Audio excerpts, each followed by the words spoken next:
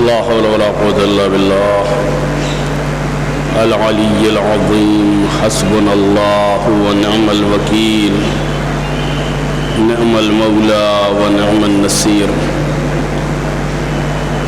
أعوذ بالله السميع العليم من الشيطان اللعين الرجيم بسم الله الرحمن الرحيم الحمد لله رب العالمين والصلاة والسلام على رسوله الكريم وآله الطيبين الطاهرين المعصومين المظلومين الذين أذهب الله عنهم الرجس وطهرهم تطهيرا.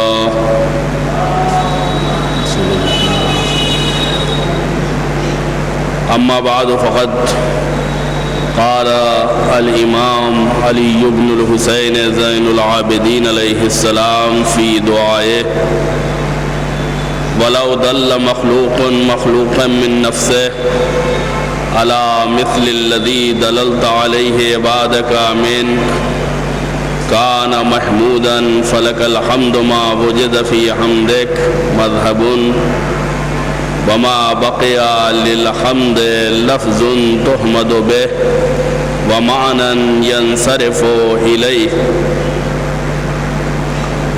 اور جن باتوں کی تو نے اپنی جانب سے اپنے بندوں کی رہنمائی کی ہے، اگر کوئی مخلوق اپنی طرف سے دوسری مخلوق کی ایسی ہی چیزوں کی طرف رہنمائی کرتا تو وہ قابل تحسین ہوتا. تو پھر تیرے ہی لیے حمد و ستائش ہے جب تک تیری حمد کے لیے راہ پیدا ہوتی رہے، اور جب تک حمد کے وہ الفاظ جن سے تیری تحمید کی جا سکے اور حمد کے وہ معنی جو تیری حمد کی طرف پلٹ سکیں باقی رہیں. یا من تحمد الی عبادہ بالاحسان والفضل وغمرہم بالمن والطول. اے وہ ذات جو اپنے فضل و احسان سے بندوں کی حمد کا سزاوار ہوا اور انہیں اپنی نعمت و بخشش سے ڈھانپ لیا.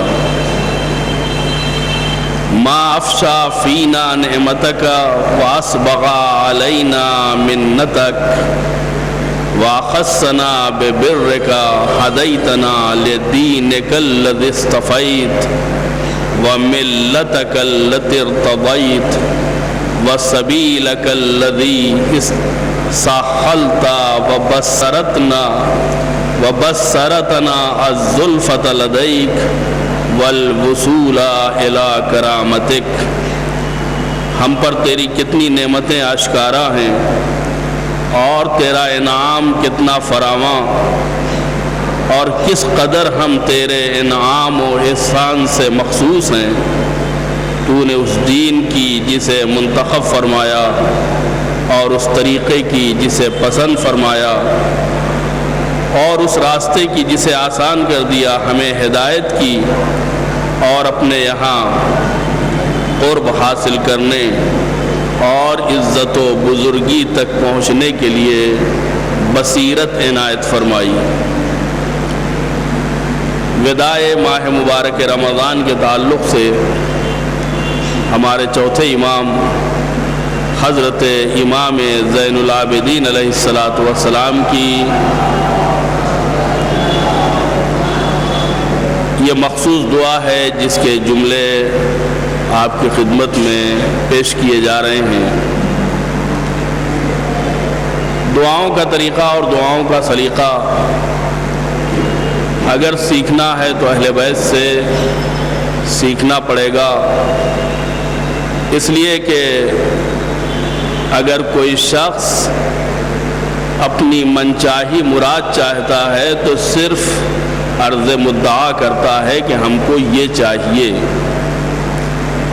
لیکن اہل بیت نے ہمیں دعا میں جو سکھایا ہے وہ یہ کہ پہلے اس کی دی ہوئی نعمتوں کے بارے میں تذکرہ کرو، اس کا شکریہ ادا کرو اس کو بیان کر کے اس کے تفضل اور احسان کو عام کرو، اس کے بعد جا کر کے خدا سے مزید نعمتوں کا مطالبہ کرو۔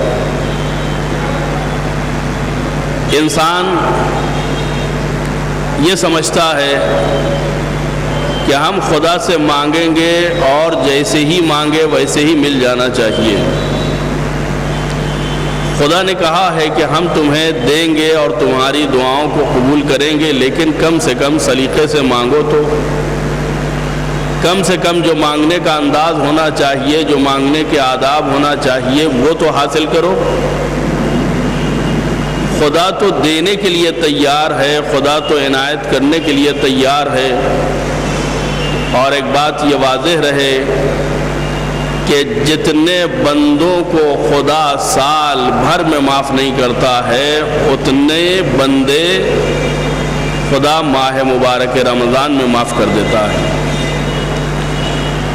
یہ مہینہ اس کی رحمتوں اور برکتوں کا مہینہ ہے، یہ مہینہ مغفرت کا مہینہ ہے، یہ مہینہ معصیت کو بخشنے کا مہینہ ہے۔ اب انسان کی یہ ذمہ داری ہے کہ یہ مہینہ نکلنے نہ پائے اور اپنے آپ کو بارگاہ رب العالمین سے تمام قسم کی سزاؤں سے نجات دلا دے، ورنہ ضروری نہیں ہے کہ یہ مہینہ پھر ہماری زندگی میں واپس آئے۔ نہ جانے کتنے لوگ تھے جو ہمارے ساتھ پچھلے سال ماہ مبارک کی برکتوں سے لطف اندوز ہو رہے تھے، لیکن اس سال وہ ہمارے درمیان موجود نہیں ہیں۔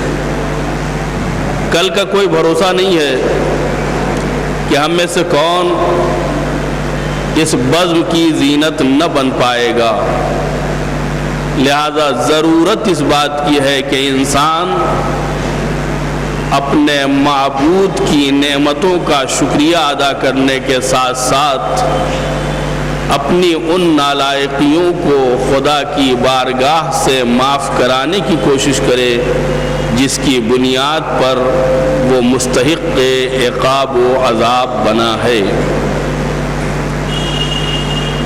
ماہ مبارک رمضان جس کا اختتامیہ ہماری نگاہوں کے سامنے ہے، 2-4 دن میں یہ برکتیں ہم سے رخصت ہونے والی ہیں اور پھر ہم معمولی شب و روز میں آ جائیں گے۔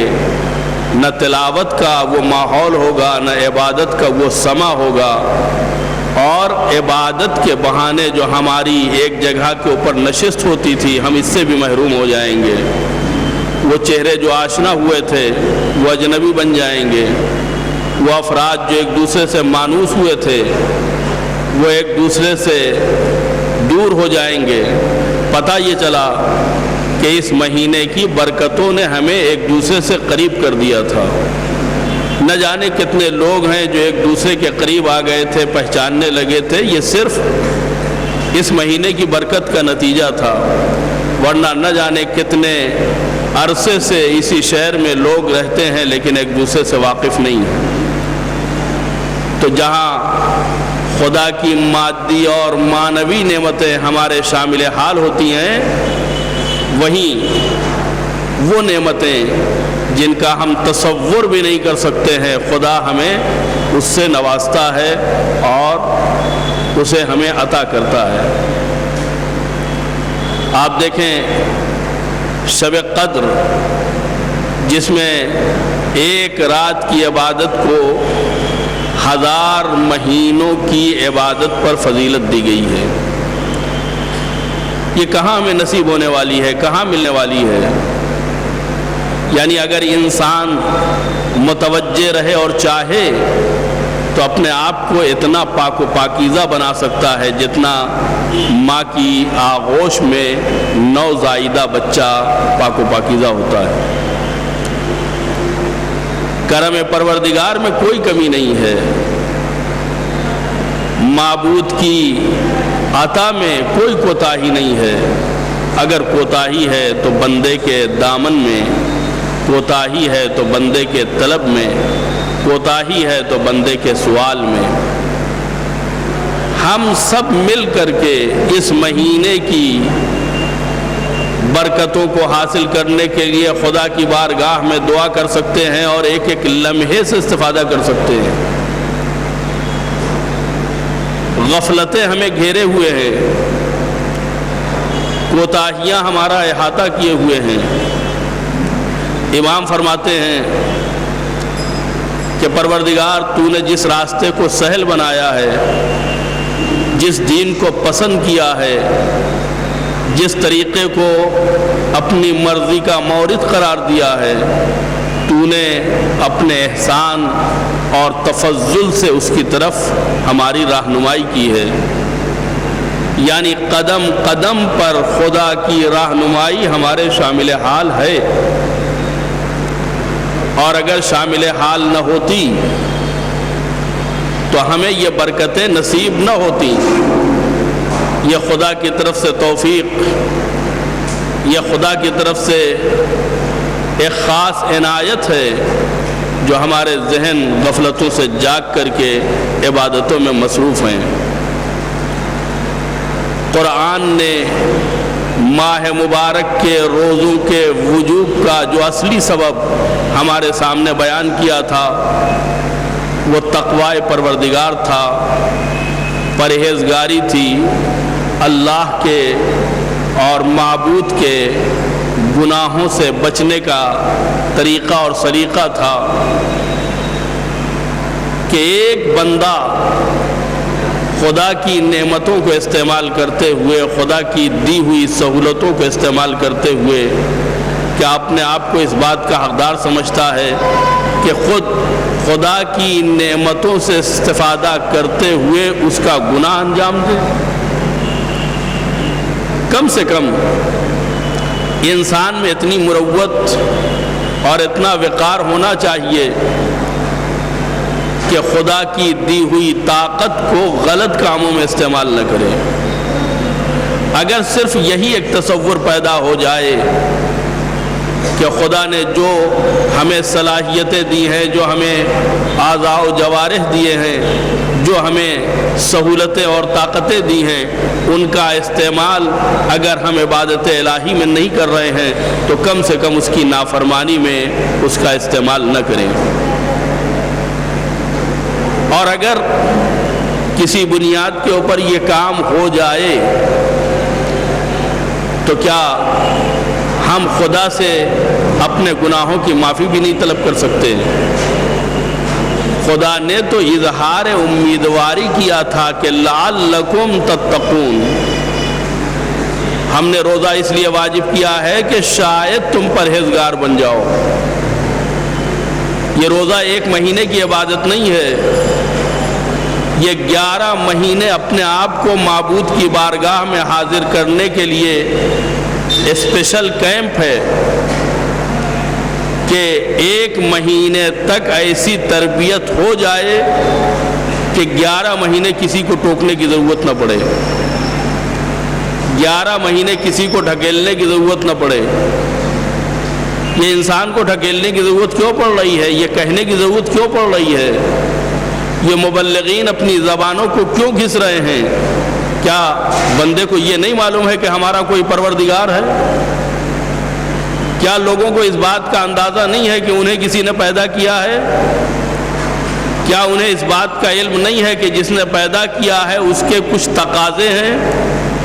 اس نے کوئی قانون بھیجا ہے، اس نے کوئی نظام بھیجا ہے، اس نے کوئی ہم سے تقاضا کیا ہے، مطالبہ کیا ہے؟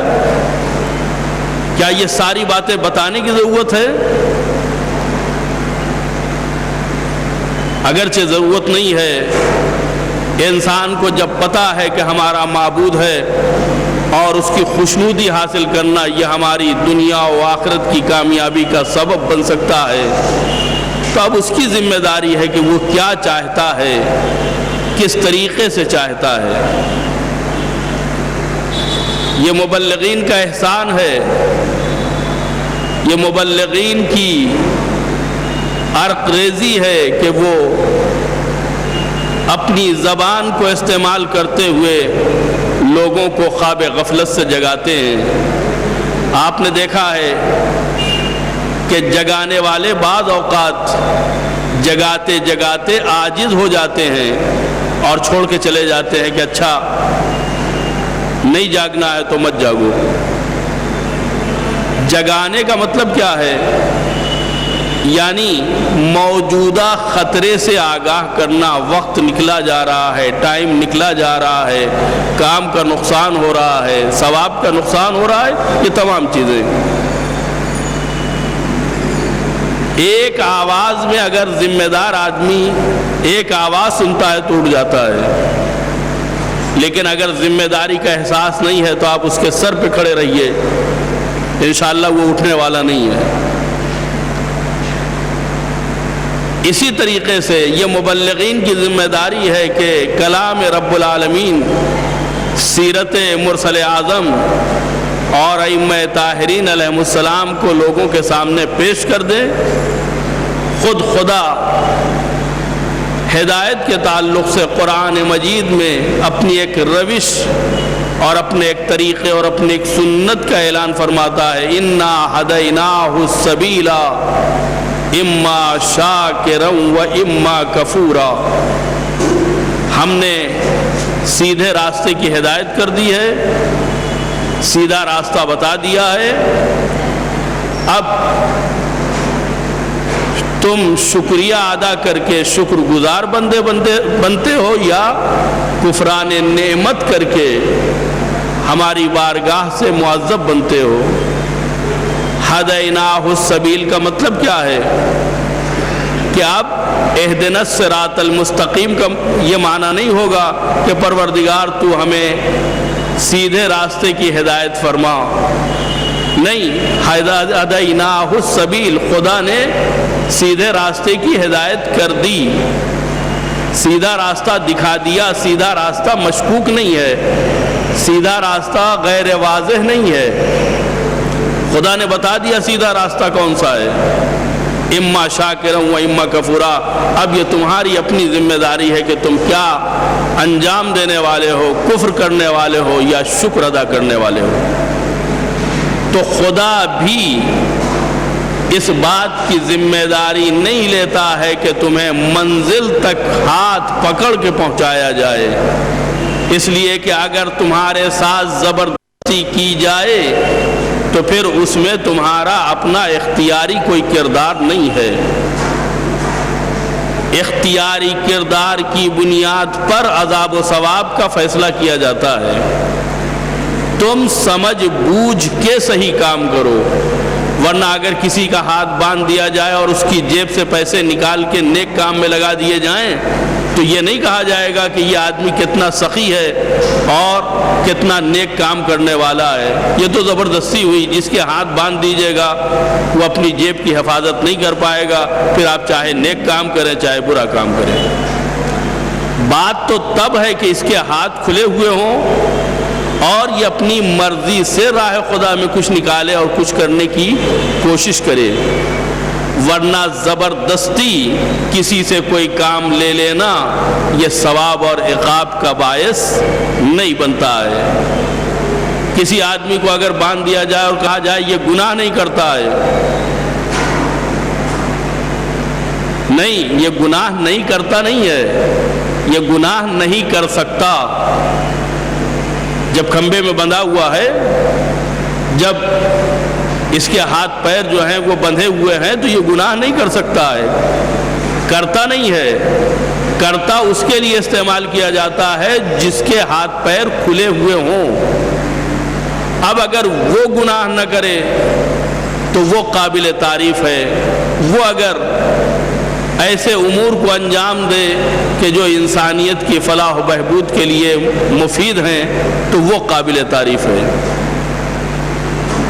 خداوند عالم نے اس آیے کریمہ میں کہ ہم نے راہ مستقیم کی ہدایت کر دی ہے، اب چاہے تم شکریہ ادا کرو اور چاہے کفر اختیار کرو، یہ اس بات کی علامت ہے کہ وہ خدا جو تمام نعمتوں کا دینے والا ہے، وہ خدا جو تمام بندوں کا خالق ہے، وہ بھی زبردستی نہیں کرنا چاہتا ہے۔ اور اگر زبردستی کرنا ہی ہوتا تو جس طریقے سے آدمی کو آدمی بنا دیا ہے، انسان بنا دیا ہے، اسی طریقے سے ڈائریکٹ مومن کامل پیدا کر دیتا کہ بھائی تمہیں ٹھوکریں کھانے کی ضرورت نہیں ہے حق و حقانیت کی تلاش میں، تم مومن کامل پیدا ہو جاؤ تاکہ تمہیں کسی قسم کی زحمت نہ ہو۔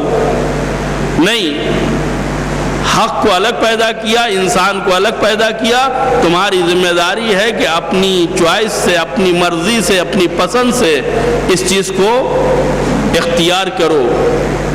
اب اپنے اختیار سے اگر تم نے اسے منتخب کیا ہے، اسے چنا ہے، تب تو تمہارے ثواب میں اضافہ ہے اور تمہاری شاباشی کی منزل ہے، ورنہ اگر تمہیں زبردستی کوئی چیز دے دی جائے تو اس میں تمہارا نہ اختیار ہے اور نہ وہ قابل جزا ہے۔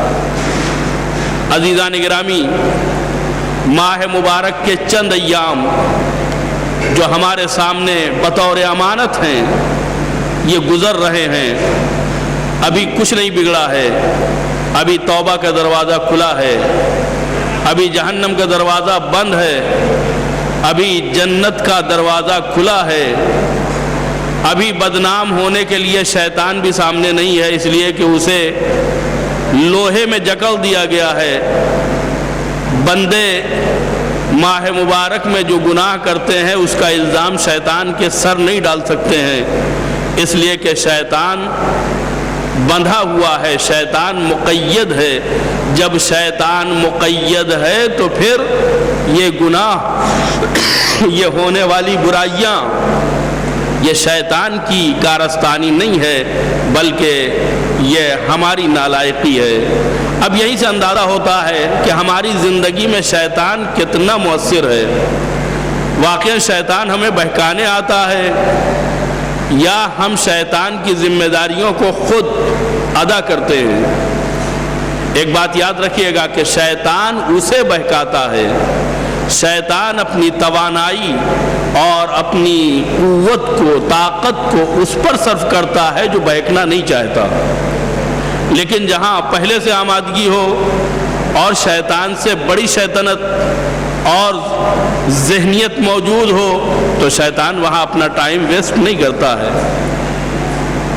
جب ہمارے نمائندے کام کر رہے ہیں، جب ہمارے افراد مشغول کار ہیں تو ہمیں کیا ضرورت ہے وہاں جانے کی؟ کام برابر چل رہا ہے۔ شیطان وہاں جاتا ہے جہاں محنت کرنے کی ضرورت ہو، جہاں لوگ راہ حق سے ہٹنے کے لیے تیار نہ ہوں۔ عزیزو، اس ایک مہینے میں اپنے نفس کی پاکیزگی اور تزکیہ، یہ 11 مہینے کا کورس ہے جسے ہم نے طے کیا ہے، اور 1 مہینے تک روزوں کے صدقے میں گناہوں سے بچنا یہ کوئی کمال نہیں ہے، یہ ایک ماحول ہے عبادت کا، اور جس چیز کا ماحول بن جاتا ہے اس کو کرنے میں آسانی ہوتی ہے۔ مثلا ابھی سبھی روزہ رکھ رہے ہیں تو روزہ رکھنا مشکل کام نہیں ہے۔ روزہ اگر خدا نخواستہ کسی کا روزہ بیماری کی وجہ سے یا سفر کی وجہ سے قضا ہو جائے تو ماہ مبارک کے بعد ایک ہی روزہ رکھنا ہو تو کتنی مشکل کی بات ہے۔ کیوں مشکل ہے یہی روزہ؟ اس لیے کہ سب روزہ نہیں ہے، سب روزہ نہیں ہے۔ یعنی اگر روزے کو آسان منانا ہے، بھوک پیاس کو آسان منانا ہے، خدا کے حکم کی پابندی کرنا ہے تو اس کے لیے ماحول بنانا پڑے گا۔ اگر ماحول بن جاتا ہے تو دین پر عمل کرنا یہ آسان ہوتا ہے، مشکل نہیں ہوتا۔ میری فقط گزارش اتنی ہے کہ ماہ مبارک کے صدقے میں جو عبادت کا ماحول ڈیولپ ہوا ہے، جو گناہوں سے بچنے کا ماحول پیدا ہوا ہے، جو خدا کے گناہوں سے اپنے آپ کو روکنے کا مزاج بنا ہے، اس مزاج کو غارت نہ ہونے دیجیے گا۔ ماہ مبارک چلا جائے گا لیکن آپ کی عبدیت کا شعور زائل نہ ہونے پائے۔ ماہ مبارک چلا جائے گا لیکن عبادتیں جو ہم پر واجب ہیں وہ واجب رہیں گی، اور خدا کے جو تقاضے ہیں وہ ہم سے ہوتے رہیں گے۔ ہماری ذمہ داری یہ ہے کہ ہم ان تقاضوں کو بہرحال پورا کریں، اور پورا کرنے کے بعد اپنی زندگی کو مرضی معبود کے حصول کی طرف لے کے آگے بڑھیں۔ اگر ایک آدمی مہینے بھر تک خدا کی عبادت کرتا ہے تو ہم اس سے سوال کرتے ہیں کہ آخر تم کیوں عبادت کرتے ہو؟ وہ یہی کہتا ہے خدا نے حکم دیا ہے۔ میرا سوال یہی ہے کہ اگر خدا نے عبادت کا حکم ماہ مبارک میں دیا ہے، ماہ رمضان میں دیا ہے، تو وہی خدا تو شوال میں بھی حکم دے رہا ہے، وہی خدا ذیقعد میں بھی حکم دے رہا ہے، وہی خدا ذی الحجہ اور محرم میں بھی حکم دے رہا ہے۔ آخر الہی اعتقاد کے اعتبار سے یہ مہینوں کا فرق کیوں؟ خدا ہے اور دیکھ رہا ہے تو وہ تو ہر زمانے میں دیکھتا ہے، ہر زمانے میں ہمیں واجبات کا حکم دیتا ہے اور محرمات سے بچنے کی تاکید کرتا ہے، لیکن آخر ہمارے کان پر جو کیوں نہیں چلتی ہے؟ عزیزو، ماہ مبارک اور روزوں کا یہ مہینہ ہمارے لیے اس وقت کامیاب ہوگا جب ہم ایک مہینے کے اس تربیتی کورس سے نکل کر کے 11 مہینے تک بہترین زندگی گزار سکیں گے اور خدا کے حکم کے مطابق اپنی حیات کے لمحات کو آگے بڑھا سکیں گے۔ ورنہ اگر ایک مہینے تک کسی آدمی کو کسی گھر میں بند کر دیا جائے اور اس کو سزا کے طور پر کچھ کام لیا جائے تو یقیناً وہ کام کرنے پر مجبور ہو جائے گا۔ کہیں ہمارا اور آپ کا حساب اس مجبور آدمی جیسا نہ ہو جائے جسے زبردستی گھر میں بند کر دیا گیا ہو۔ خود اس ماہ مبارک کے ماحول سے ایک سبق ملتا ہے ہمیں کہ جب ہم ماحول بنانے کی بنیاد پر، ماحول بننے کی بنیاد پر بھوک و پیاس برداشت کر سکتے ہیں تو کیا چند رکعتیں نماز کی برداشت نہیں کر سکتے؟ چند چیزوں کو ہم اس طریقے سے برداشت نہیں کر سکتے کہ ہم خدا کی نافرمانی نہ کریں؟ یقیناً کر سکتے ہیں۔ یہ تربیتی ماحول ہے، یہ ایک طرح کی مشق ہے جو ہمیں ماہ مبارک میں دی جا رہی ہے۔ آئیے ہم اور آپ مل کر کے خدا کی بارگاہ میں دعا کریں، پروردگارا تو نے ماہ مبارک کو اپنے تفضل اور اپنے کرم سے ہمارے نصیب میں شامل کیا ہے۔ مالک اتنا اور کر دے کہ اس مہینے سے حاصل کی ہوئی برکتوں کو ہم 11 مہینے تک استعمال کرتے رہیں۔ اس مہینے میں جو ہمیں نعمتیں حاصل ہوئی ہیں، اس مہینے میں جو ہمیں معنویات حاصل ہوئے ہیں، وہ ہم سے جدا نہ فرما اور اس کی برکتوں کو سال بھر تک باقی رکھ۔ پروردگارا اس مہینے کے گزرنے کے بعد بھی ہمارے اندر عبادتوں کا شعور باقی رہے، اس مہینے کے ختم ہونے کے بعد بھی ہمیں رب العالمین کے وجود اور اس کے حاضر و ناظر ہونے کا یقین رہے اور ہم اس کی معصیت اور اس کے گناہوں سے اپنے دامن کو پاک و پاکیزہ رکھیں۔ مالک محمد و آل محمد کے صدقے میں ہمیں گناہوں کے دلدل سے باہر نکال دے اور ہمارے والدین، اعزاء اقربا، مومنین و مومنات اور تمام رشتہ دار جو کبیرہ اور صغیرہ گناہوں میں ملوث تھے یا ہیں، ان سب کو معاف فرما دے۔ مالک امام زمانہ کے ظہور میں تعجیل فرما اور ہم سب کو ان کے آوان و انصار میں شمار ہونے کی توفیق کرامت فرما۔ وصلی اللہ علی محمد وآلہ الطیبین الطاہرین المعصومین۔ آپ حضرات ایک سورہ فاتحہ جملہ مومنین و مومنات کو ایصال فرما دیں۔